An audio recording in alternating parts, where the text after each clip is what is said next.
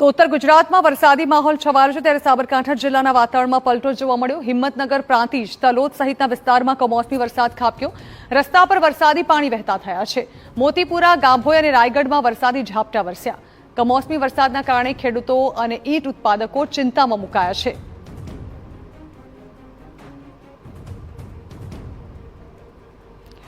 આ અંગે વધુ માહિતી સંવાદદાતા અવનીશ ગોસ્વામી આપી રહ્યા છે। અવનીશ, સાબરકાંઠામાં પણ વરસાદી માહોલ છવાયેલો છે। જાણવા માંગીશું વરસાદને પગલે કેવી પરિસ્થિતિ સર્જાઈ છે ત્યાં? જેના વાત કરવામાં તો જે પ્રકારે સાબરકાંઠા અને અરવલ્લી બંને જિલ્લાઓની અંદર બપોર બાદ વરસાદી વાતાવરણ સર્જાયું હતું। જે પ્રકારે વાતાવરણમાં અચાનક પલટો આવ્યો હતો, ત્યારબાદ ગાજવીજ સાથે અને ભારે પવન સાથે આ વરસાદ જે છે તે વરસ્યો હતો। કમોસમી વરસાદના કારણે સ્થાનિક ખેડૂતોમાં પણ એક પ્રકારની ચિંતા વ્યાપી છે।